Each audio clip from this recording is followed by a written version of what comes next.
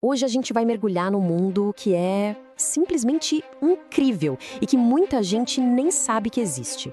É o mundo dos cães de detecção de restos humanos, ou HRD como são conhecidos. A gente está falando de equipes, a maioria voluntária, viu, que se dedicam a um serviço único e super vital. Eles juntam um faro canino fora do comum com uma compaixão humana que é de arrepiar. Pois é, para começar, já vamos com um fato que parece coisa de filme. Cães treinados conseguem detectar restos mortais mesmo séculos depois do enterro. Séculos. E não, isso não é ficção científica, não. Sítios arqueológicos que estavam, sabe, perdidos no tempo, hoje em dia estão sendo encontrados justamente por causa desses narizes super poderosos. Aí fica a pergunta, né? Como é que isso é possível? Como um cachorro consegue sentir o cheiro de algo que para nós já desapareceu, virou pó há centenas de anos? A resposta, bom, é uma mistura fascinante de química, biologia e um treinamento, olha, pra lá de rigoroso. Beleza, então vamos entender isso a fundo. O grande segredo tá todo na ciência da decomposição, que é super complexa. Pense assim, cada corpo conta uma história química única enquanto se decompõe. Ele vai liberando um verdadeiro coquetel de compostos químicos no ambiente. E é exatamente essa história que os cães são treinados para ler. E um dos capítulos mais importantes dessa tal história química é uma coisa chamada adipocere, ou cera de cadáver. É um nome meio estranho, né? Mas o mais incrível disso é que essa substância consegue preservar um cheiro específico por mais de 100 anos, muito depois que todo o resto já se foi. Então, para um cão desses, o tal da adipocere é tipo um farol químico, sabe? Brilhando através do tempo. E o detalhe é, essa história química nunca se repete. Cada lugar tem uma assinatura de cheiro única, por causa dos fatores do ambiente. O pH do solo, a temperatura, se está úmido ou seco, tudo isso muda completamente os compostos que são liberados e como eles se espalham por aí.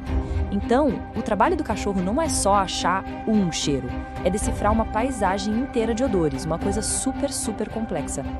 Ok, então, como é que se treina um cão para ler uma coisa tão complicada assim?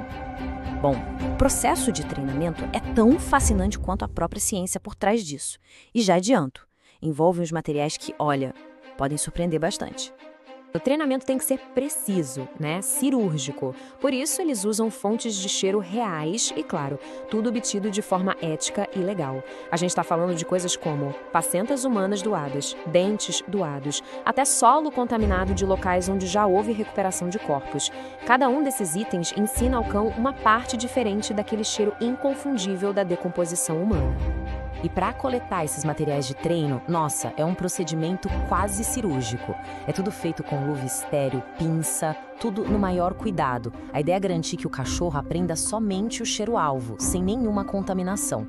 Isso já mostra o nível de precisão que esse trabalho exige, né? É muita responsabilidade.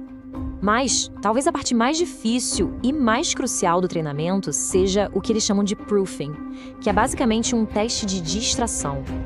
Pense bem, um cão de detecção de restos humanos não pode ter dúvida. Ele tem que ser certeiro, então ele precisa aprender a ignorar tudo o mais. Restos de outros animais, comida estragada. A gente está falando de um cachorro que ignora um Big Mac jogado no chão para encontrar um vestígio humano de décadas atrás. É esse o nível de foco.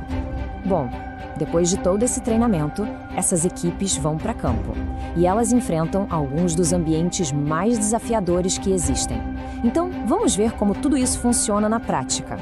Olha só a versatilidade que esses cães precisam ter. Numa busca em avalanche, por exemplo, o tempo é tudo. Cada minuto conta. E o cheiro se comporta de um jeito super estranho, passando pelas camadas de neve. Já na água, o desafio é outro. É a profundidade. O cheiro pode ficar preso debaixo de camadas de água com temperaturas diferentes, são as chamadas termoclinas. Aí o condutor do cão tem que ser um mestre na manobra do barco para posicionar o cachorro no lugar certo para ele conseguir farejar. E para a gente ter uma ideia do que isso significa, na famosa busca por Lasse Peterson lá nos Estados Unidos, as equipes conseguiram localizar restos a 99 metros de profundidade. 99 metros!